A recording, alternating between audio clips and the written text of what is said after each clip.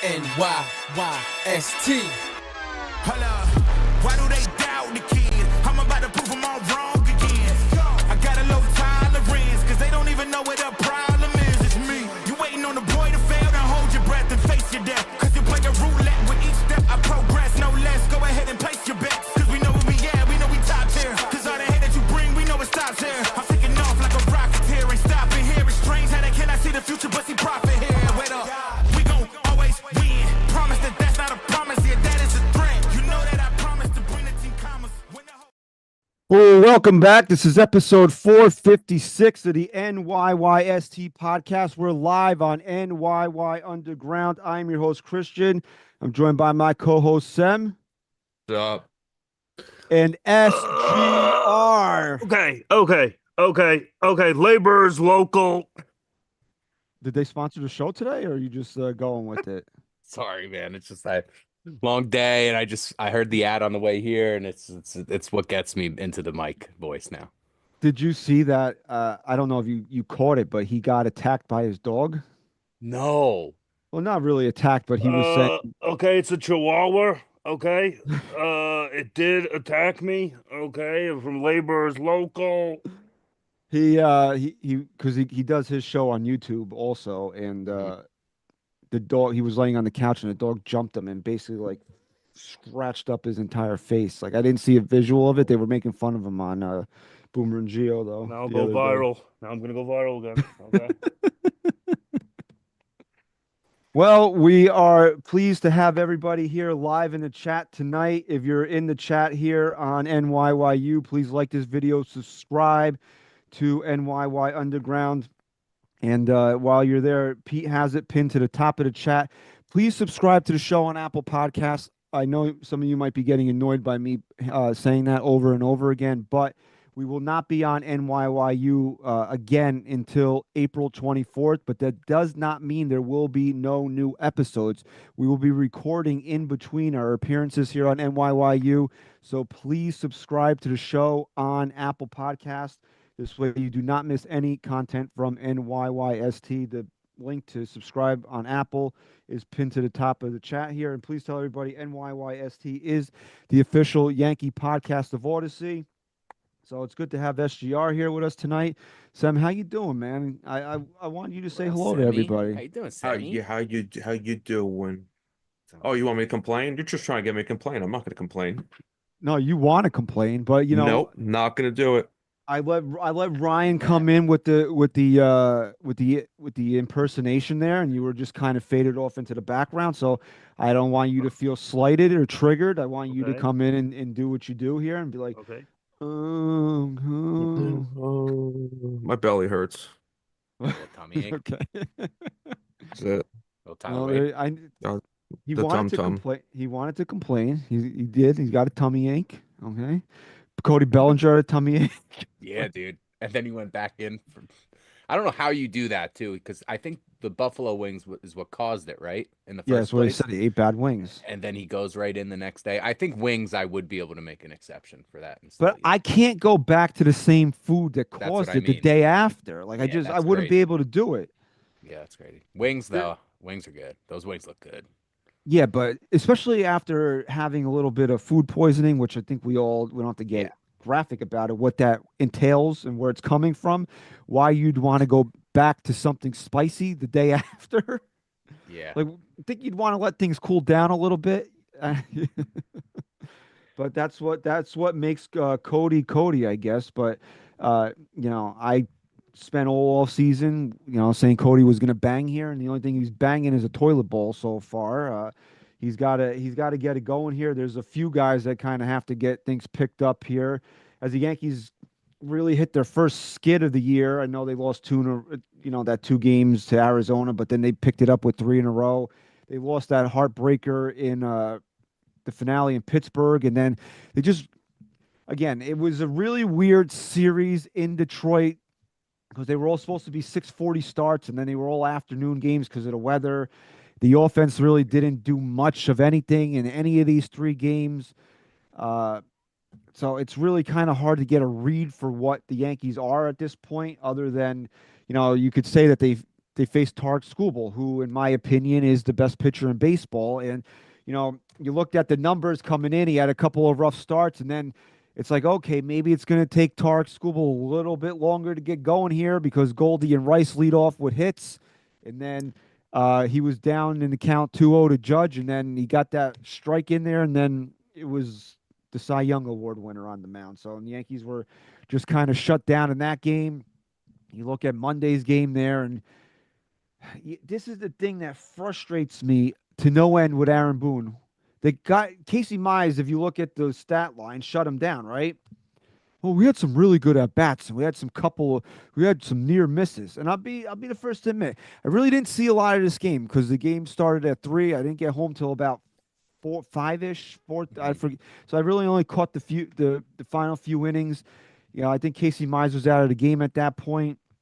So I really didn't see. But like, I hate Aaron Boone I just hate Aaron Boone, period. But I hate when he does that because I don't know if you guys remember last year. Was it last year or 2 years ago when they were out in Anaheim and the pitcher, I forget his name, he had like 15 strikeouts and Boone was like, well, we had some really good at bats. Yeah. You struck out 15 times, dude. What good at bats did you have? It resulted in nothing, but you struck out 15 times. You know, and then Jack Flaherty was really, you know, had a really good outing yesterday. So, you know, that's the thing, though. Casey Mize, Tarek Skubal, Jack Flaherty, these aren't bad pitchers. Yeah, obviously, we all know how great Skubal is, and you know, Casey Mize is a top pick, and Jack Flaherty is a guy that's, you know, has the capability of being really good as well. So with the weather, I don't want to make too much out of this series, but it was a little disappointing that this offense that just had people out there talking about how we got to ban these bats did nothing. It's either the Yankees have to find the middle ground here. We're almost kind of like what they did in Pittsburgh, where, okay, we know we're not going to score 20 runs every game, but we can't go out there and basically, you know, spit up all over ourselves at the plate for 3 games. Yeah, Detroit's going to be a team too that they could be a team that goes all the way this year with that pitching. Because then you have that kid Jackson Job, who I think's making. Yeah, he's a top prospect. He's one of the top prospect with him, Skubal and Flaherty, and Mays in there too, who's throwing hard again. That's a very scary. You know, and they were in the playoffs last year, so we know this is not They're the best team in baseball since when? I mean, because when did that run really start last year? After they traded Jack Flaherty, when they were sellers at the deadline, then they went on. So that's since that point, you'd say they're the best team in the regular season. So there's a couple things that I really want to kind of get to today, and I don't want to be super negative. I think we'll save the Devin Williams stuff for the end of the show. He's the closer, right? So let's close with that. But there are concerning things about this team, and you know, Aaron Judge, did he have a great series in Detroit? You know, but you know, he as much as we went over the top in the last couple of episodes with how great he is, we know that he is still human, and he's not going to hit home runs every game. There are times where he will make it seem like that, but you know, he's going to come back down to earth at certain points. So, you know, it's up to other guys to kind of step up, and nobody is really taking that role except for really Paul Goldschmidt, who I've so far, and I'd say you know him getting there. You know, that's my boy. Okay. Go ahead. Wait a second. Go ahead. Goldie, I was little trepidatious about him coming in, and I know it's still early. It's only 12 games, but I've been really impressed with Paul Goldschmidt. He's not going out there just for the power. It's just what I really like about Goldschmidt. Maybe this is a product of him being the leadoff hitter. Is he's just trying to find space somewhere. Yeah, he's driving the ball all over the field. He looks good. Looks great. Look, man, you're batting in front of Aaron Judge. Your job really isn't to be the run producer that you were in your career. It's just to get on base, and he's done a really good job of that. I got to give Goldie a lot of credit so far throughout this early course of the season here of him doing what he needs to do offensively. I think the power numbers are going to come too as the season progresses. But I mean, so far, do you guys really have any complaints with what we've seen out of Paul Goldschmidt? No, he's the only one being consistent at the moment, for the most part. Right. You think about who he replaced and how much more of a net positive it is with, I mean, night and day difference between him and Rizzo. both I on hate both sides of the ball. I hate going back to that all the time, but that's the Yeah, bar. Don't plays be a the part. worst for Right. the bars. Don't be the worst first baseman in baseball. And Yeah. so far, I mean, he hasn't been. So yes, it's been a net positive for the Yankees. Right. And then obviously, you know, you the rice. I call him, you know, the rice. The rice is cooking. The rice is cooking. Okay, I've been a big proponent of Ben Rice all throughout spring training. I'm not saying I'm the only one. I'm not saying I had it first. Okay, I'm just saying I've been a big proponent of Ben Rice all off season, and he's the guy I wanted to get this job, and he's been phenomenal so far. I mean, he had the he snapped the 16 and two-third inning scoreless streak the Yankees had in this series with that home run in the sixth or the seventh. I forget when he hit it, but later on in the game yesterday I want to say it was the seventh. in the seventh. But he's been, I mean, what more could you really want out of Ben Rice? He's bulked up all in the offseason. I don't know if you noticed this too. I almost feel like he's opening up a little bit more than he did last year. He's doing something, man. He has the highest hard hit percentage. Did you see that stat today? Yeah, I did. But everything he had, I think he had the best exit velo on the Yankees in spring training, and he's continued that. He's hit a lot of balls hard. He has 78.6% of balls he's hit hard. Barrel rate of 42.9%. That he's That's as of April 5th, though. I don't know. That might be. that what do you call it? He excuse me, is that he's continued that into the season here, and he's a guy that you want to see continue to get consistent at bats here because I think it's just going to pay off for him.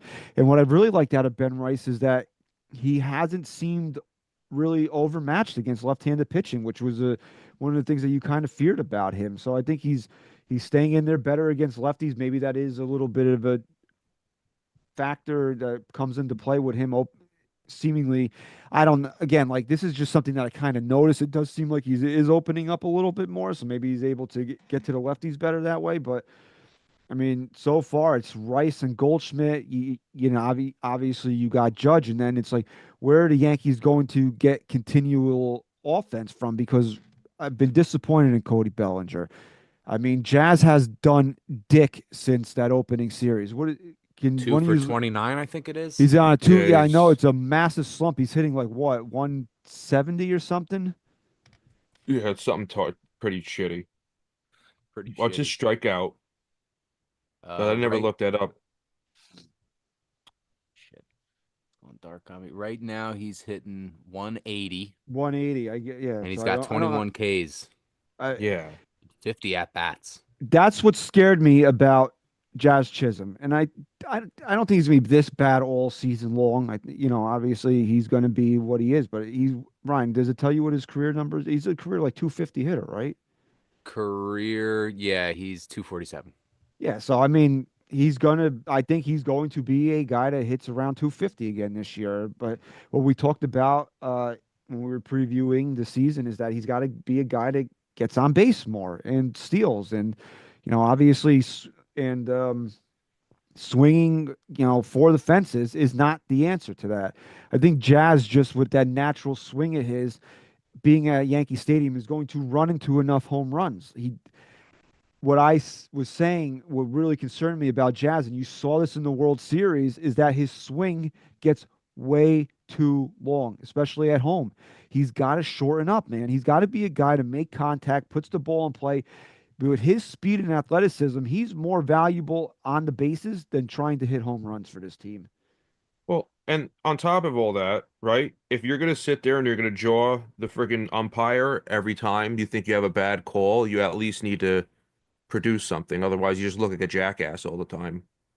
100%. Because he's always arguing with the umpire at this point, and it seemed. And listen, I'm not gonna say that he's wrong. I mean, there's been some pretty shitty calls, but he's arguing everything. Every time he strikes out, he's stopping and staring at the umpire or something like that. It's just stop.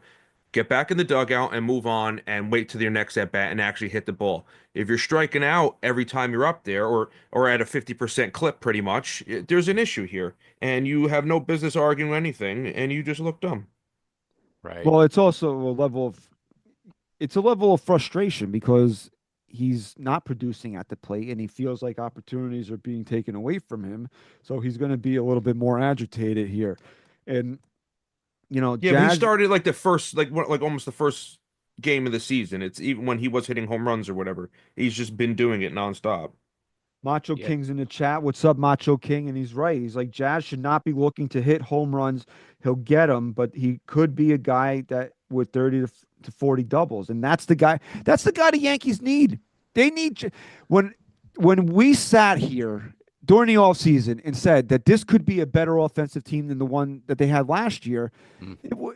When you factor in that, when you say, you say something like that, it's what Jazz Chisholm being a guy that gets on base and using his speed to create runs. And when he's striking out, trying to hit a home run every time that he's up there, he's not contributing to that.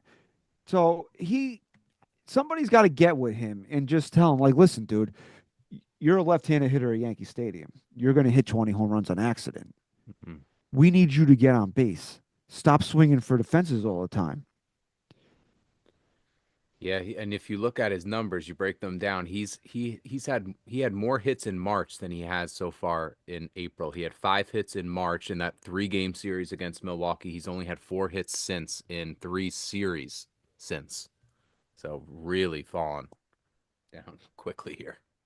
Well, again, it's the ebbs and flows of the season. I get all that. And the Yankees were just like, Yeah, freezing. what and they it's did terrible and weather what there. they did against Milwaukee was just stupid. Yeah. But again, when you watch him tomorrow, man.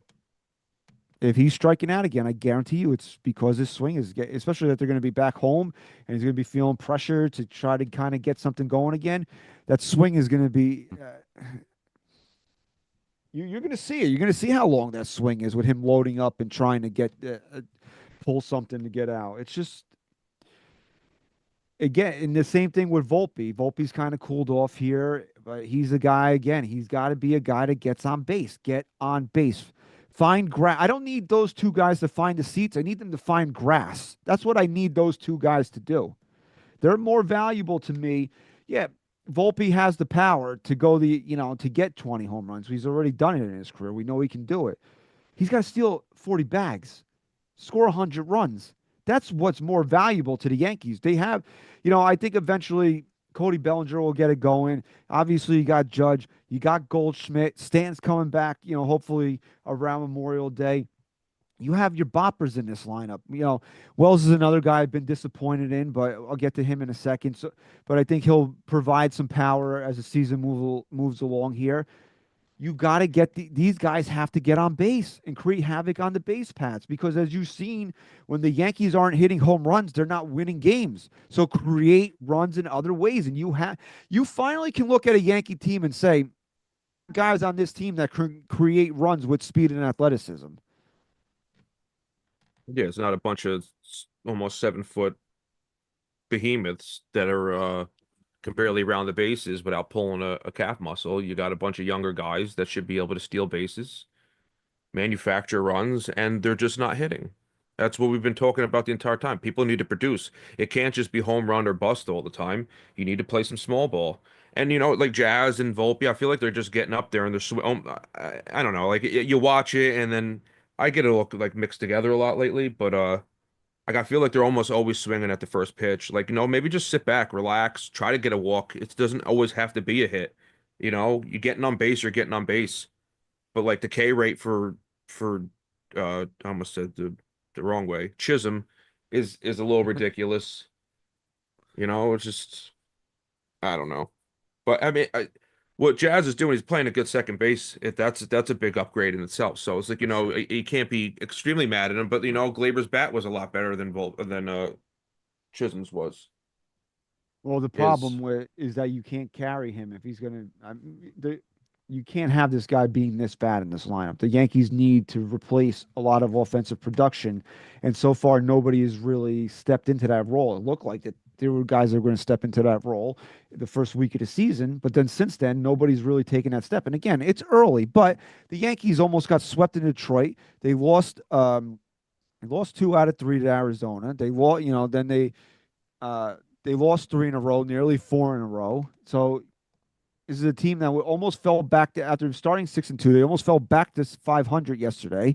So this is what worries you about them. This is the inconsistencies of this team that, when the number was 89 and I took the under. This is kind of why, because you don't, as you could be as hopeful as you want to be, but you got to see it happen first. And so far, we haven't seen it happen.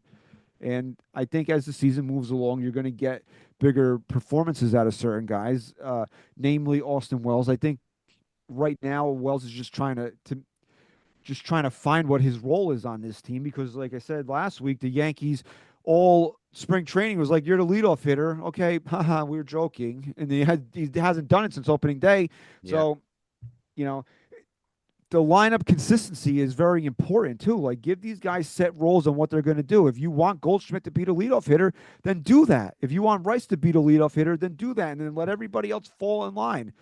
Leave Judge. Pick a spot for Aaron Judge if he's your 2-hitter or is he your 3-hitter, and then work everything else around that. Aaron Judge should not be flip flopping 2-3, 2-3 based on who's pitching. He's your 2-hitter or he's your 3-hitter, and you just sit with that and figure out everything else from there. And your 1-6 or 1-7 should not really change on a game-to-game basis. Chemistry in a lineup is a real thing. I know analytic nerds don't think so, or like, oh, hot. I think the Yankees, they tell you they don't believe in hot, but then Trent Grisham is playing almost every day. So which one is it? But there's people out there who tell you that hot isn't really a thing. Well, it is, and so is lineup consistency and chemistry within that lineup, because each guy starts to know what their role is. And I think the Yankees might have affected Austin Wells by telling him, like, oh, you're going to be our leadoff hitter, dude, and like, no, we changed their mind. And I think now that Goldschmidt has found his role, it's kind of helped him. And Rice knows that he's going to be playing every day, and that's helped him. But it's kind of left, a guy like Austin Wells in the lurch here. So, and then you got Jason Dominguez, who, it looked like he was coming alive. And then what's he done the last 3 or 4 games? And now his average, what is he hitting, like 230 right now? So he's a guy that he's got to be more consistent. And, the good thing about Jason Dominguez, and I'll say this, is that the bat will get there, and I have no doubts that he will hit this year. It's that he's batting 205. Jesus, he's batting that low. Christ. Yeah. That I think the bat will get there. It's that he's playing a solid left field, and I think that's it's more important right now for him to get comfortable out there. He looks a lot better in left field. I noticed that the other day since we had our last time we did the show. It looks like night and day. Like I was complaining about, he's basically jogging to the ball. Now he looks like he looks much more comfortable playing it. He's actually running to it, hustling, making some decent plays. Nothing phenomenal yet, but yeah, and he's won for his last 15, dating back to that last game against Pittsburgh. Then he played in 2 games against Detroit. I can't really. I'm not going to even measure this team based on that series against or at Detroit, because it's just that the weather conditions, it's not even, it's colder than it would be in October when it's, when you're prepping for that type of weather, playing in that type of weather. It was a lot colder than it would even be in October. I can't really measure them based on that. And you got to think how much these numbers get skewed with such a small sample size like this. And there's a lot of offers across the board here in that Detroit series. Great pitching, and it's just your numbers are going to drop so fast. So one good game and all of these numbers are flipped. So I can't say much about the Tiger series. I know a lot of people were saying, oh, well, it didn't affect the Tigers. Yeah, the Tigers hit 5 homers in a game with Cookie Carrasco and Ryan Yarbrough were pitching. Right. There's a little bit of difference than the Yankees going against Tar Skubal. Yeah. And I know last week, in the last episode, we were debating because Clark Schmidt, I think somebody in the chat can fact check me. I think he threw 4 scoreless innings in Somerset tonight. So he's on his way back. He should be penciled in for one of the games against the Royals on this homestand coming up here after they play the Giants. That I picked Stroman to leave the rotation, and I know Warren didn't pitch well, really overly. He didn't pitch great against Pittsburgh, but he did okay, And then you have Carlos Carrasco, who got his shit rocked against the Tigers. I'd still want Stroman out of the rotation if we're being honest, but I I still would be surprised if it's anything but Warren, although after the way Carrasco pitched against Detroit, I mean, that's a little concerning there. But again, I just look at the Yankees and what they want to do, and they don't want to lose any depth. And the only way that they can do that is by sending Will Warren down, because either of those other two guys, Carrasco or Stroman's not going to translate to the bullpen really. And you'd probably have to, I would say you'd have to DFA either one of them anyway, because you need to create the roster spot for Clark Schmidt. So um, I want to bring up an interesting point and tell me if either one of you guys agree with this, right? It's maybe you do send, let's say you send Will Warren down, right? Because that's the Yankee thing to do, and it's the easiest thing to do, and he's got options, and he can go down there and work on stuff, blah blah blah, right? What if you keep Stroman in the rotation, but he's an opener now? Well, that would still not go against his line of saying he's a starting pitcher. The heart of you. I wouldn't be against it. It's just, they got if I wouldn't be against it, especially if he continues to pitch like this. Because think about where Stroman really struggles. It's that second time through the lineup. He might Fourth be or able fifth to, inning. he might be able to trick them, one time through. Maybe they're seeing what his off-speed stuff looks like today, or maybe he might be hitting. It's that second time through where they know that for sure he's got to come over the plate. They can lay off all that stuff. And if you look at who the Yankees have in their bullpen, as Yankee fans, we all know that Ryan Yarbrough does a pretty solid job as a bulk guy. So it's, to me, again, it's two junk ballers, really. It's two guys that can't break 90 backing up each other, but it limits the risk on Marcus Stroman, and then you can maybe see what you can get out of Yarbrough for 2+ innings, and get in, and then you get to your bullpen. And not only does it save the risk of Stroman, it's also saving the incentive of his contract, where if he hits a certain amount of innings, he's back. There you go. And you also don't want to, the Yankees need him right now, and you don't want, they don't want him now, but they need him. They definitely don't want him next year. No. You don't want him to hit that incentive. So yeah, it would also limit his innings, limit the risk double limit the risk of him blowing up in a game, and limit the risk of him having to come back next year. I don't like when the Yankees get cute, but we've seen that work in the past. They remember a few years ago, it worked for a while with Chad Green and Nestor Cortez. Yeah. So maybe, but again, you had Chad Green coming in and throwing BBs, and then Nestor Cortez with the soft stuff. So Right, maybe it was a nice compliment. it was a nice compliment to each other. So maybe it's a little bit different with two guys that don't throw hard. But Yeah. I don't hate it. Honestly, if I got to keep Stroman in the rotation, and I hate when the Yankees get cute, but this is something that if I'm Aaron Boone, I'm thinking about, to be honest with you. I forgot Yarbrough was a big bulk guy for the Rays after that opener. They were a good 1-2 punch, whoever he was paired I with. hated Ryan Yarbrough because the Yankees never hit him. It's like this guy's throwing 88-mile-an-hour junk out there. Like, that's his fastball tops out at 88, and the Yankees could never friggin' touch this guy. Yeah. So I don't know. We'll see what happens there, but Clark Schmidt is due back soon for the Yankees. That is a welcomed addition to this rotation, because when we hit spring training, I don't know if you guys did, I thought we had the best rotation in the American League. Now we went from the best rotation in the American League to Max Fried and pray for rain. Yeah, what are they at? The highest, most runs allowed in the American League, right up there. Runs allowed 59. Red Sox actually have more at 62, but they've actually played 2 more games. I think we all know what Will Warren, Carlos Carrasco, and Marcus Stroman are. Especially the latter two. I think Will Warren is going to end up being a very serviceable, at the worst, major league pitcher. He's still young and he's still learning. And I've seen it through spring training in his couple of starts here. You can see the stuff is evolving and getting better. But you know what he is at this point in his career. What I'm really disappointed in, and I know I didn't want to be negative all show, but it just seems like where this is going right now. But we're going to get positive in a minute. Okay. what I'm really disappointed in is fucking Carlos Rodon, man.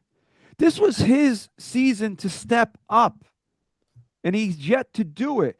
We came on here after opening day, Rye, you were with me, and I was very happy with Carlos Rodon. And then since then, it's the same Jekyll and Hyde act that he's pulled for 3 years with the Yankees, and I'm over it, man. And needs to be the number 2 on this rotation, and it can't be by default either. He's got to step up and be that guy. The Yankees can't go through the rest of the season with Max Fried and no hope, because I think that Clark Schmidt coming back is going to help out. But and I love Clark Schmidt, but he's also a guy that's been injury prone so far. So I got to see him make it through the rest of the season. Same thing with Luis Gil, but we're still months away from even discussing Luis Gil. This guy has to step up right now. He's got to be. Now, we were hoping he was here to be Robin to Garrett Cole's Batman. Now he's got to be Robin to Max Fried's Batman. Like, you got to do this for us, dude. Like, you can't sit there and just be this guy that I don't know from start to inning whether or not you're going to be a guy that earned a 9-figure contract or is just going to puke all over himself like some teenage drunk at a party. I cannot have another season like this from Carlos Rodon. And I know people think he had a good season last year because his ERA was under 4. It was barely under 4, and that's not what we're paying for. That's not who the Yankees signed. That's not what we wanted out of Carlos Rodon. And this is the year where now you don't have Garrett Cole. This is the year he's got to be that guy. Do it for us this year, and I will forgive anything you've done in the past or anything that you do in the future. Garrett Cole's not here. Somebody's got to take the mantle of being the ace. And after yesterday, that's Max Fried. Now be the guy to back up Max Fried. And you haven't done it so far in all 3. But it's a pattern of behavior with Carlos Rodon. And that's what scares me. If he had come out here with 3 excellent starts, now I'm feeling really good about Carlos Rodon. The beard, he's looking like a badass out here. You know, he's finally relishing this role and stepping up and taking over. But he hasn't done it since opening day. And this team desperately needs innings. This team desperately needs quality starts. And I think, he threw 103 pitches. He got deep into the game. Great. He put the Yankees in a 4-0 hole. That's not what I need out of my number 2. That's not out of what I need out of a guy that this team desperately needs to step up and assume the mantle of being an ace on this team. It seems like I don't know. Correct me if I'm wrong here. What you think, but I feel like Rodon goes out. He'll have a good first inning, and then you're like, all right, he's looking good. Then he goes over. He completely melts. Second, third inning, he puts the Yankees in a hole, and then all of a sudden, after he does that, he settles in, and then he starts pitching good, and then he stays in there, and then you got to see who else comes in, whatnot. But he's putting them in a hole from the get-go, and it changes the whole aspect of the game at that point, because when you're playing from behind, it's a lot harder to catch up and then to take the lead. You know what I'm saying? And then it's hard enough. I mean, he came out the other day. I thought he was a lunatic. They're changing the time of the game. It's windy as shit out. He shows up in just his jersey, no shirt underneath, none of that shit. I don't know if it's he's trying to act like an animal or something like that. And then all of a sudden you just look like shit. Maybe if you're a little bit warm. He eventually put sleeves on too, I want to say. Yeah, it looks gimmicky, especially after the blow up he had in the playoffs when he was screaming coming off the mound. Now you're going to come out there and you're like not wearing your I'm a tough guy. I could brave the cold. Yeah, well, look what you just did, asshole. Maybe if you're a little bit warm, you could grip the ball a little bit better. Possibly. Gimmicky is a great word to describe him, and I hate that. He's one giant gimmick so far, and he's the biggest disappointment of the year for sure. I mean, the pattern of behavior, that's a great point there. It's just you don't know what you're going to get, and then when you do get what you get, it's what Sem just said. It's a guy who loses it early and then maybe finds it, but by then it's like you're the 1B, dude. You've already failed. Yeah, no, he's not. Go ahead. He's nothing. He's nothing what we thought he was. When we signed him, we were all stoked, and we were like, ah! And then he's been nothing but a problem since he's really been here. You know what I'm saying? Like, sure, he has some good outings, but like I feel he's not coming out, and you're not you're not what do I always say? Not enthusiastic. You're not you Confident, just not confident. Yeah, there's no think that they're confidence gonna behind win. him. Yeah. Yes, No, you should you see sit his there. name and say, "All right, we're winning today." Yeah, I shouldn't want to take a Xanax when I see him go up Right. there because I don't know what I'm gonna get. Is this gonna be a good game? Is it gonna be? And then you're almost surprised when he puts together a good game. I think we were more surprised on opening day that he had a pretty good game opposed to, you know what I'm saying? And that's not what we should be thinking about at a pitcher that's making that kind of money. You should be surprised when he has a shit game, but that's not what happens. Mm-mm.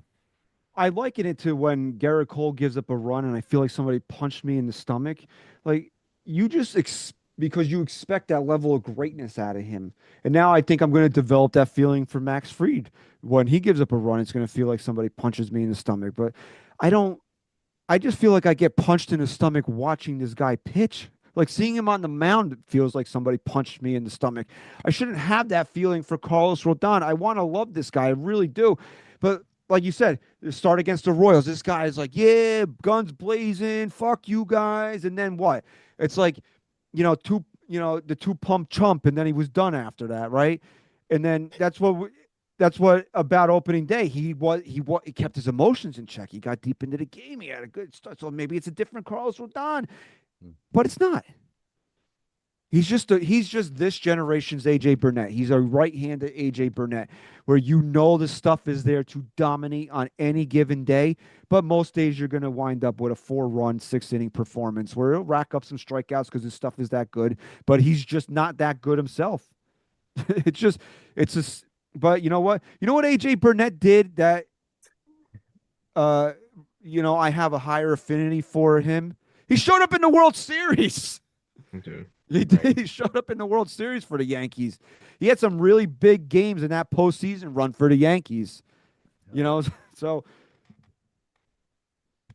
Crackle Nuts is back with the Chuck Norris jokes. Apparently, I drink water from shot glasses now.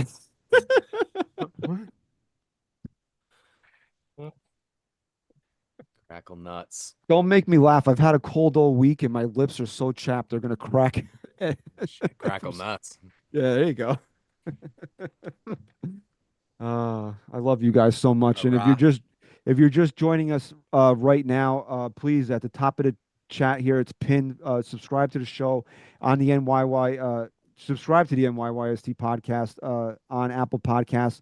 We will not be back on NYYU until April 24th, but we will be recording in between. So if you subscribe to Apple Podcasts, you will not miss any of the shows in between our appearances here on NYYU. So, but I said, let's get you wanted some positivity here before we close out the show with some negativity, although I'm not going to be uber negative. Max Fried, man, that's my dude now. After yesterday, Max Fried, that's my dude. That was impressive yesterday. He opened up some eyes. So you didn't see did you watch the very beginning of the game? I did not get home until this. Did you look up I told you he threw like this nasty curveball in the first inning, and it was absolutely filthy, dirty, disgusting, and it just made me hard. Hey, Moises, go fuck yourself, bro. How about Thinking that? about it. Was someone in the chat getting you Yeah, riled up? he doesn't like the show, Moises. so you can go fuck yourself. How about that? Yeah, just Go don't watch it, fuck dude. I don't yourself. like if you don't like a show, You don't turn it have to off. watch it, bro. I mean, we're here having a good time talking Yankee baseball. If that upsets you, then I don't know what to Okay. tell you here. I didn't want, Sorry, Moises. Crackle Nuts is enjoying himself just like I enjoyed Doritos in the library, apparently.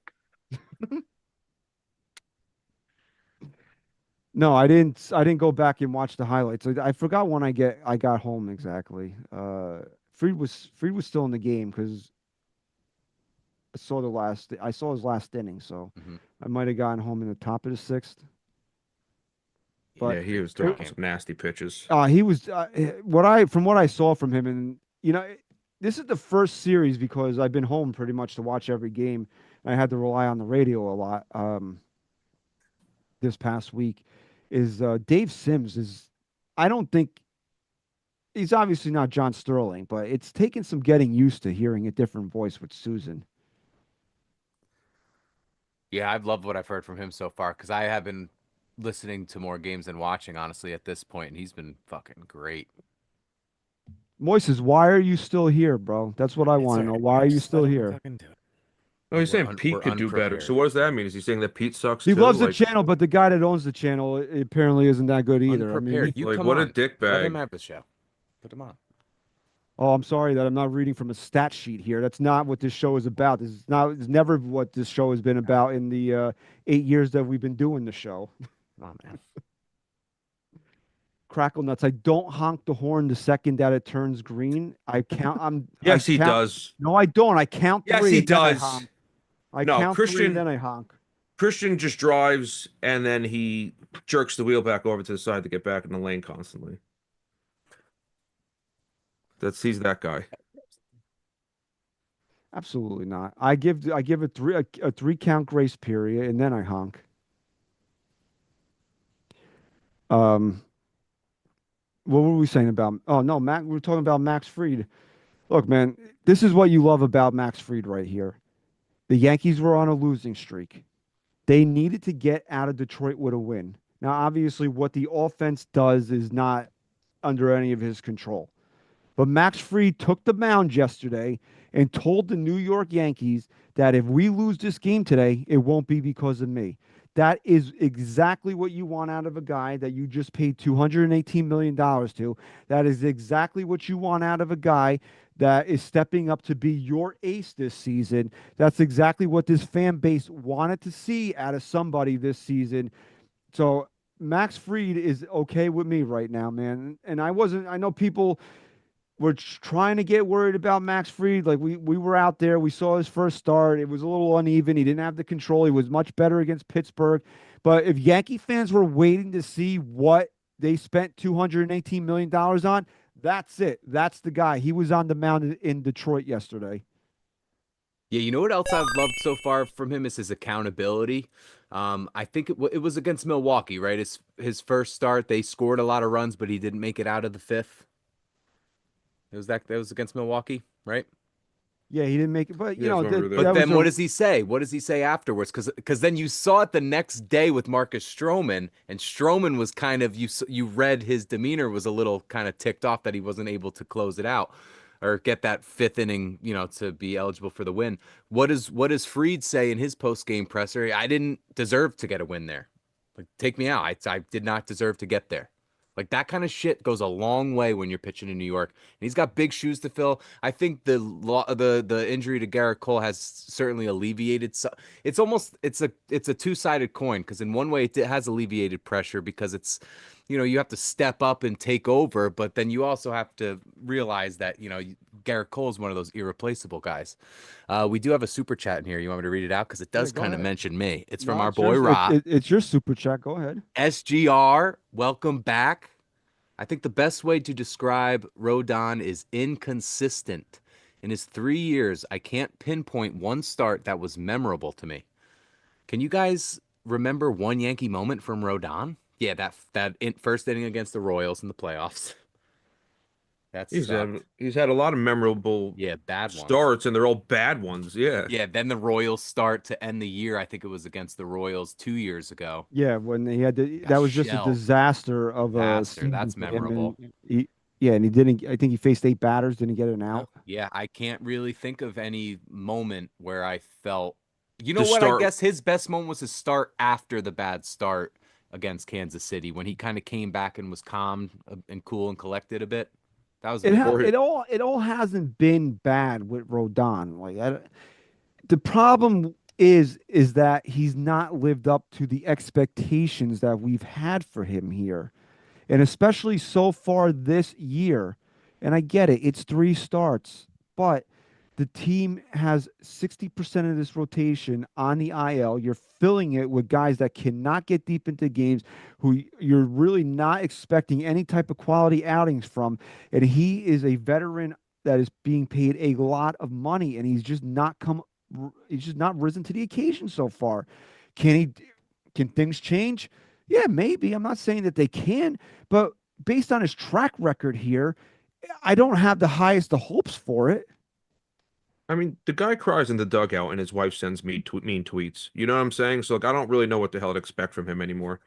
And Pete's right. He was really good in the ALCS last year. So I mean, like, it's not all bad with him. It's just you remember he blows up in spectacular fashion. That's what the problem is for him. It's like his wife sends me tweets. Yeah. yeah, and then she, and then Yeah, she's got she to settle compounds down. the issue. She's on social media after the games, and then it's just like he just becomes an easy target. Like I'm not sitting here rooting against Carlos Rodon. It's just stupid. I want the guy to be dominant every time he takes the mound. You're just expressing your frustration. Oh, right. Crackle Nuts wants to know Nestor or Rodon. I have to choose. I have to take Carlos Rodon, right? It's same contracts. No, but I guess just if I had to pick one to be on the team this year. You Well, know, the Nestor's thing with on the. Nestor though, but is he on the IL? He's got the flexor thing again. That he Oh was out. crap! He had a good start too. He bounced Yeah, back good after. start, and right after that, he got hurt. That Or sucks. during that, yeah. So I'm I was not, about to say he I'm does not he does throw a lot of innings, so they kind of need that in a way. and he gets hurt every year. Yeah, he gets hurt every year. That's that's why like we're gonna we're gonna get to Devin Williams in a couple minutes here, but that's why the Yankees had to trade Nestor Cortez, man. I think they milked every last drop out of him. Oh, Yankee Legends wants to know Willie Calhoun or Jake Bowers. I mean, you got Jake Bowers. Jake Bowers. Jumping off a bridge, an option. At least, right? At least Jake Bowers can go out there and toss you a couple scoreless innings if you need That's it. true. That's true. Okay. Yeah. Is it Trevor Bowles? Okay. No? Okay. Willie. Go ahead. But Max, going back to Max Fried yesterday, that was a big boy performance yesterday. That is exactly what CC Sabathia used to do for the New York Yankees. Teams on a losing streak, somebody's got to go out there and snap it, and CC would take that mound and say, "Nah, not on my watch, guys. Somebody just do something. I got the rest." And the rice was cooking yesterday, and that was all. That's all the Yankees really needed for 8 innings. And then obviously Devin Williams took the mound, and things got a little hairy there at the end. But Dicey. it's early on in the season. But that could be a career. Is this a little bit of hyperbole maybe? But that could be a career defining moment as a Yankee for Max Fried yesterday. Yeah, think about because like that was a great comparison with CC. I mean, think about what his role is going to take. He's not just a pitcher. He's not the number 2. He's the ace. It's more than just winning games. It's those moments where you're cutting a losing streak, where you're picking your guys up, and he did all of that in his last start. So that's what an ace does. He's filling that role very nicely. After that one, I expect a lot of good things from him. And he's going to be relied on. He's going to be looked at to be the ace this year. And Garrett Cole's my guy, but he's also going to probably be relied on, be looked at to. I'm getting tongue twisted here. He's also going to be looked at as the ace next year, because Cole's got to work himself back. Once he's back, I think he's going to be fine, but he's probably not going to be ready for the start of the season. It's going to take him a little bit to get going, and the Yankees are going to say, "Hey, Max, this is going to be your team," and then what? Cole's got only a couple more years left on that contract, where Fried's probably going to, Fried's going to be here another 6 years. This is going to be Max Fried's rotation. It's almost like a changing of the guard here, especially with this Tommy John surgery that Garrett Cole had. So, you just really hope that we see a good chunk of those two leading this rotation, because it's kind of reminding me a bit of, I believe it was like how Judge and Stanton were never healthy at the same time together, right? yeah, that's A true. few years ago. So you hope that they could just get it together and be in that rotation together and really be a solid 1-2 punch, because it doesn't get any better than that. I think post All-Star break next year, it could be a lot of fun watching those two pitch back to back. Who knows if that's how it'll line up, but if you get a series where maybe it does line up where you see those two back to back, especially when Cole is feeling healthy again and Max Fried, that's going to be a lot of fun there. That's that's what we've been waiting for. We've been waiting for this for so long, where we can send 2 or 3 guys out in a series, and that just based on pitching, you're winning the series. Like, you looked at the pitches the Tigers were throwing, especially versus what we were throwing, but like, I could see how this series is going to get a little tricky for the Yankees. And we've been waiting for that to happen, and we've never really had it. It's supposed to, Cole and Sevy never rode together. Cole and Rodon never really rode together. And now it's Cole and Fried are not riding together. So it's like, hopefully at some point next year we do get that. And again, when you start off with a new team with high expectations on a large contract, it might be a cold afternoon on a Wednesday in April that sets you up for success for the next 8 years. Because if you went out there and got bombed yesterday, and the Yankees have lost 4 in a row and then coming home 6-6 after being 6-2, you're feeling a lot different about this team. You're feeling a lot different about Max Fried. But now he went out there, 11 Ks, absolute pure filth on that mound. And he told the Yankees, I got you guys. I got this. Don't worry about it. And now you're feeling a lot better about the Yankees every 5th day when Max Fried takes the mound. So that was a big boy performance from Max Fried yesterday. And again, I don't want to say that it was a career-defining one, but maybe it is, man. Maybe that's what sets him apart from all these other free agent pitchers. Really, if you really look at it, out of all these big money contracts that the Yankees have handed out in the last 15 years to starting pitchers, and there's been a lot of them, it's CC Sabathia and Garrett Cole that have really lived up to the expectations. Now, after yesterday, can you say that Max Fried is going to be that guy? Because if he went out there and was knocked out in the 5th inning and gave up 3 runs and the Yankees lose, what are you feeling about him today? You feel like you do with Rodon, with the way he pitched. You're going to have confidence when he gets out onto the mound. You know what he's capable of. It's going to be exciting to watch. It's not going to be dreadful. You're not going to, sit there and be biting your nails throughout the entire time. And it doesn't even raise the question of having an opener for Max Fried or something like that. He's going to go out, and you hope every outing is somewhat close to what he just did yesterday. Crackle Nut says that I count the blueberries in my muffin. I do that, man. I don't like it. You guys get like getting chipped on your blueberries? Christian eats the Snickers upside down, so it feels like veins on his tongue. Okay, you know, you understand that. I think they got rid of the veins. I've heard rumors. Okay. Oh, So Christian stopped eating Snickers. There's certain things that we don't say on here. Okay. I didn't say anything bad. I don't know what you're talking about. Yeah. Okay. And then Crackle Nut says Tanaka lived up to it. And here's my thing with Tanaka. I love Tanaka. I'm so upset that he did not get a ring here. I'm so upset that everybody hasn't gotten a ring here since 2009. But Tanaka was my dude.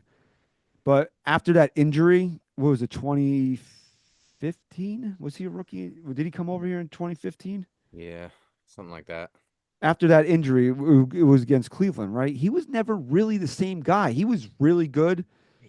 He had a lot of big game performances, but he was just never the ace. Yeah, it was 2014 he came Oh, it up was here. 2014. I couldn't. So he played with Jeter? I didn't remember. Yeah. Okay. Came in 5th rookie of the year. Okay. Yeah, that's what sucked with him, because he came out so electric. Like, he was I was actually talking to somebody today about that, how he's very memorable in that I would always have to watch his starts. He was like a true artist out there his first year with that splitter. And I really think that splitter that he threw, because he was one of the first ones that threw that splitter with a bit more velocity. I think he topped out at like 89, 90 miles per hour with that. And now you're seeing that pitch is now developed into like you're seeing more of that sinker. It's these hard throwers that are their off speed is just a 94 mile per hour sinker. And that's just, man, his splitter there was nothing better than a Tanaka split. Yeah, I love Tanaka, man. And I'm just saying, yeah, and I guess you could say he did live up to it, because you can't say that you were really disappointed with him. But after that injury, he was just not that guy. He was just not. He was he got himself down to where he was like a 2, but a very good 2, and a guy that always, and like Chris Perez said in the chat here, he showed up in the postseason, Big and time. I think we hold him in a higher regard because of that. Yeah. And I think it was Scott Wright, if I think Scott Wright said it, that the thing about Max Fried is he's not going to be scared because the Atlanta He was making Braves, good points in there. the Atlanta Braves have been good for pretty much the entirety of Max Fried's career. He's got a ring already, so the moment's not going to be too much for Max Fried, and that's and that was a moment yesterday that if you look back in 8 years and say Max Fried was worth every penny, that's when it was born right there. Hmm. So now the Yankees made 2 really big pitching acquisitions in the offseason. Max Fried, who right now we all love Max Fried, right? And another guy here, and Devin Williams, who a little sketchy right now with Devin Williams. Now there's a couple things here at play. I do not crackle nuts. I love you. I do not put pineapple on pizza. Okay, I don't. Just we're drawing the line here, pal. All right. Yeah. But if you look at Devin Williams' career, his highest ERA by month by a lot is March/April. By a lot. So again, and I said this, I made a video yesterday about it. How much did we really watch Devin Williams in Milwaukee? Let's be honest here. Who's watching a lot of Brewer baseball? I didn't really catch a lot of Brewer baseball in the last couple of years. Okay. So again, what's that ERA really mean? A lot of Brewer fans said that he isn't he's a roller coaster ride. He gets the job done, but he'll make you sweat it out. So it's like he kind of fits into what we've been dealing with for the last decade plus here. But is he going through these early season struggles that he kind of historically has? It's possible. Like I said, the early season ERA, the March/April ERA, is his highest by month in his career. Yeah, and I'll point that out now because it's a 3.86 ERA in April or March. Then it drops to a 2.51 in May, to a 1.65 June, 0.87 July, 1.55 August, 1.89 September, October. So once again, and this is something that I pointed out yesterday when I made my video, he's had a lot of inconsistency in terms of work so far this year. He's pitched 4 times in 12. They played 12 games. He pitched 4 times in 12 games. Okay. He left to go on paternity leave. He just had a kid, right? So there's been a lot of starts and stops in the season here. I need to see him in the flow of the season to get into a good rhythm here. If he's still like this when he's getting consistent work, pitching 2, 3, 4 times a week like a closer does, and this is going on into May, Memorial Day. Okay, this is you love what I don't know. I'm just you when love SGR turned 18, his parents moved out. That's true though. I can verify that. It is true. I don't know how he knew that. SGR is the only guy who can strangle you with a cordless phone. Nice. And SGR loves hot chocolate in the month of August. I do. You do Okay. do. You do do. Okay. I do. Hot cocoa, marshmallow. So if we're looking at it now where it's Memorial Day and he's still having these rough outings, okay, now what do you want to talk about here? Yeah. Concern. Luke Weaver. But after 4 outings, are you have any level of concern for Devin Williams right now? Because after Sunday, people were ready to throw him off the bus. They didn't want him to get back on the bus to go to Detroit. After Sunday. We all have PTSD from Clay Holmes. And so far, Devin Williams done the same exact thing to us that Clay Holmes did to us. It's 4 It's years easy to versus overreact. 4 games, though. Yeah. It still gives you anxiety. It does, and it does make you almost see a bad future in a way. But as far as the current, way of things are going, you have to give him the benefit of the doubt based on his career numbers. His career numbers are phenomenal. He has a lifetime ERA under 2. So I'm definitely going to give him the benefit of the doubt for now. He hasn't seen a lot. He's on a new team. A whole different ball game here in the American League East. So let's ease off for now. He's a career guy who struggles out of the gate. I think he needs more time. Now, here's the pessimist in me though, is that his stuff in a big game type of scenario, his stuff, if he doesn't have it, he can't turn into a thrower like Aroldis Chapman when, he would make us sweat, but then he always had in his back pocket that he threw over 100 miles per hour. So even on those days when he didn't have it, he was still able to throw the ball and get guys out. Where Devin Williams, when he doesn't have it, his stuff, it does play a little bit scary, where that changeup isn't hitting the zone, and when it does, it's up in the zone, and his fastball isn't fast enough. So I get that there is a bit of a concern in a way, but that's only if you're looking into the future of like, if he continues on this trajectory, then yes, that's obviously a cause for concern. But when you look at the factor of who they got rid of to get him, you wouldn't pass up on that ever. You would never not get rid of Nestor Cortez for Devin Williams. It's just 10 times out of 10, you're making that move. So when you put that into perspective with the idea that this is a guy who was traded here and that it takes time to get used to and accustomed to a new team, a new setting, everything. And it's the Yankees. He's not playing for a small market team like Milwaukee. And was he ever really in a big spotlight in Milwaukee? Because you remember Josh Hader was there. He left somewhat on bad terms. They sort of were fine with it because they knew what they had in Devin Williams. But when you're playing in Milwaukee, it's like the story there for Devin Williams when he was really up and coming was Josh Hader is no longer the closer of the Brewers. The story was more the Brewers sold on a guy when they're in a playoff run. It never really was Devin Williams in the spotlight, and probably because of how great he's always been. But give him the benefit of the doubt, man. His career numbers are just way too good to be concerned over how he's looked in the first month on a new team. Well, here's something that you brought up. Has he ever really been on that big spotlight with the Brewers? And this it's been bad. Well, this is what I want to talk about. He gave up the game-winning hit, right? Right. Well, That knocked him out of the playoffs last year. Yeah. Well, this is what I'm going to bring up here. This is, again, I said this.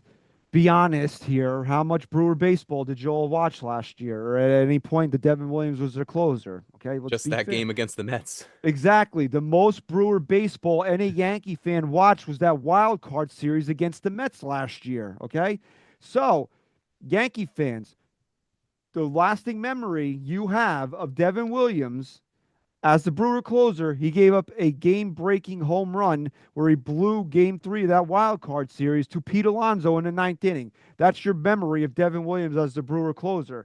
Then he comes here, and he can't get anybody out. So this is why Yankee fans have zero patience for him. And here's another thing that nobody wants to bring up, but it is playing into why Yankee fans have zero patience for him. This whole beard policy is because of Devin Williams, okay? It has nothing to – the Yankees can say, oh, we've been thinking about it. Yeah, it's not a mere coincidence that this guy was pouting about having to shave, and then now all of a sudden we changed a 50-year-old beard policy once he's here.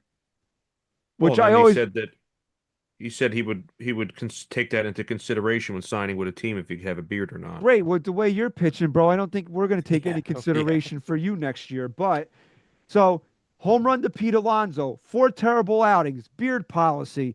So you excuse me, you can understand why some Yankee fans are ready to get rid of this guy. Me, I'm not one of them. It's 4 outings.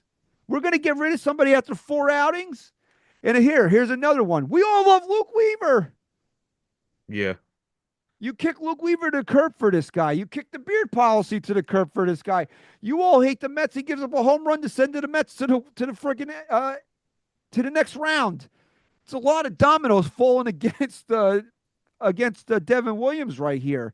But if he pitches well, nobody cares about any of that. But guess what? He's not pitching well. So now this is all coming into play here. But everybody's just got to take a chill pill on this one, man. Let this guy get into the flow of the season. Am I wrong in asking for him to get a rhythm going like a closer does where he has 3 save opportunities in a week? Scott Wright said that it was 7 days in between his first appearance and his second appearance, and then he went on the paternity list. Mm-hmm. I mean, how pitchers like him are guys that thrive off the work, off the consistency, and it just hasn't been there yet this year. And I get you're going to be mad about some of those things. Oh, I remember the home run he gave up to Pete. Oh, I remember George's haunting Hal now for this beard policy. He's like, Hal, you ruined my beard policy. Who is that? Who is that? Who's saying that? I shouldn't have done that, Dad. And now You know I what, can't- too? That last opportunity for him, it wasn't even a save opportunity. And you've seen that a lot with closers. When they come into a ball game and it's not a true save opportunity, they aren't really the same. You saw that a lot with Mariano. A lot of closers are like that, Yeah, man. a It's lot. just and I think he did have a save op. It technically was a save opportunity opening day. It was 4-1, or was it 4-0? I don't remember. I got to look at the box score. But again, it wasn't like your nuts are on the line in that situation. It's not like he's coming into a pressure-packed one-run game, you know. So we've really yet to see him in that real.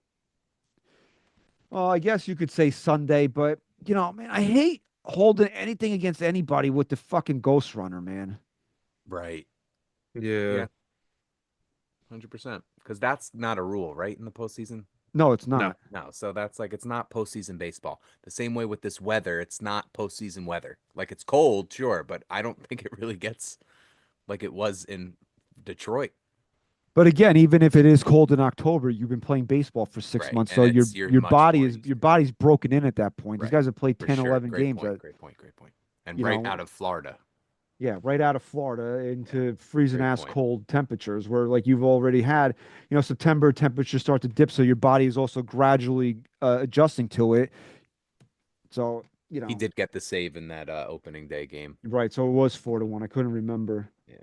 Final score is 4-2. You know, Crackle Nuts, you're right, bro. I don't go outside if I see the mailman. It's because I hate small talk. And if you see the mailman, you got to do a little stop and chat. And I don't like those. I'm in agreement with you there. You're a stop and chat guy? No, I'm not. I'm in agreement with you. I don't like that.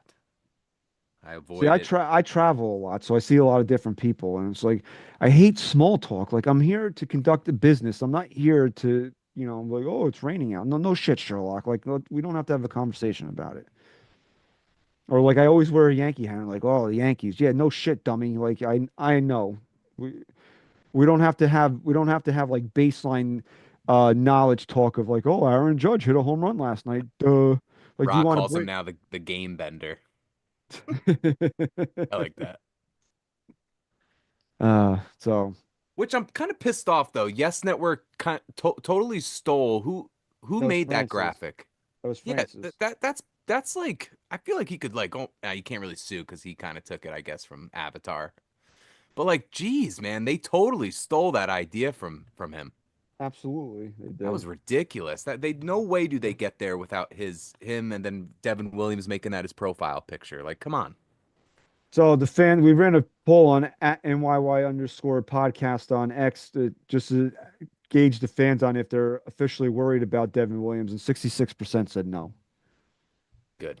It should be higher though. Again, I don't know what are we really worried about? Are we really worried he can't do it here? You know what too is playing a part? How great Luke Weaver looked last year. And I mentioned that, man. We all love Luke Weaver. He did an excellent job closing, and it's like he was the girlfriend after the toxic bitch that almost made you want to do bad things to yourself. Like he was the one that came and saved your life after that. Everything's gonna be okay. Yeah, he was. It's like, oh, this is what love is really Saved me. like. You saved my life. Yeah, Right. this is what it's like to be loved. Yeah. And then now we kicked him to the curb for this guy. So yeah, that is possibly playing a role in all this. But again, I don't know. I can't get there right now. I mean, if he goes out there and shits the bed tomorrow, watch out for a video on Saturday morning. But I'm saying right now, man, I just can't get. I just personally can't get there. And I know people that were there on Sunday. I don't know, man. I'm giving him at least to the end of the month here to just try to get into a rhythm of the season right now. But you heard that though before right as the final pitch was thrown. You heard that in Detroit, right? What? What? That was plop plop. Those big later balls, Hell yeah. Oh, I bro. forget. Lighter's really. I've really turned a corner with my views on it. It was a quick 180 after that postseason because he was off to as bad as start. I don't think I hated someone as fast as I hated Mark Leiter Jr. And now just a complete 180, man. I almost get kind of pumped up when he comes in to pitch. I hate that thing he's got growing on his face. I want them yeah, to it's bring back gross. the. I want them to Yeah. bring back the facial hair policy just so he can get rid. He has to get rid of that stupid ass thing. Yeah, But maybe they could pick and choose who can do it. for your big quote trade acquisition at the trade deadline to bomb basically as hard as he did in the regular season to be left off the postseason roster until Ian Hamilton got hurt in the ALCS, and then he got some really big outs along the way there, and then. I know he gave up the grand slam against Arizona there that lost the Yankees that game, Yeah. that first game in that series. But he's a guy that I have a level of trust in. I'm not going to say it's a high level of trust, but I have a level of trust in Mark Leiter Jr. that I didn't think I'd ever have with him. But is he in the circle of trust? Mm, Is he circle of trust adjacent? yeah, he's a G.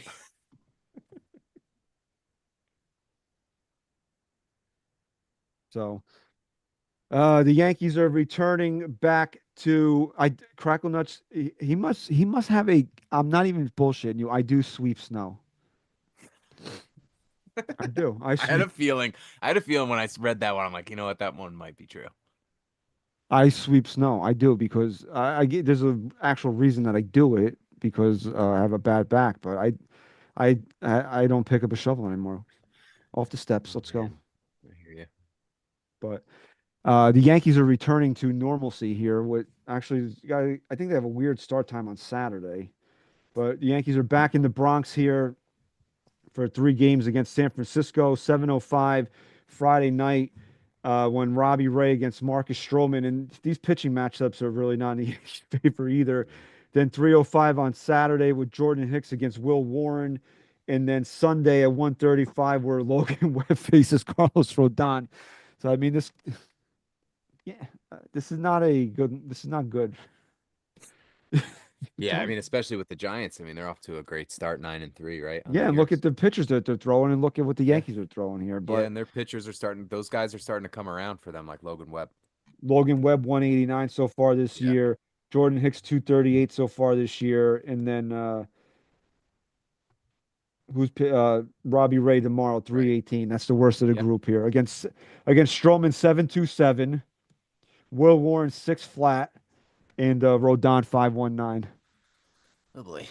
But that's baseball, Susan. The Yankees. Scott Wright saying in the chat, San Fran has the second best ERA in Major League Baseball.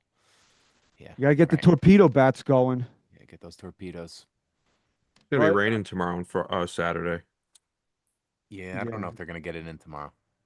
My wife told me that it was going to rain tomorrow. I was so pissed because like I haven't sat down and watched the game Me since neither. like a full game since Sunday, and it's just like you wait so long for baseball to come back, and you yourself as a fan is just trying to start and get into the rhythm of watching baseball every day, and then they jack these 3 games up to the middle of the day because of the weather, and you have other responsibilities that you have to take care of where you're catching like a couple innings here, a couple innings there if you're lucky, or you're basically relying on the radio and apps to get you through the games here. But and then like it's gonna rain.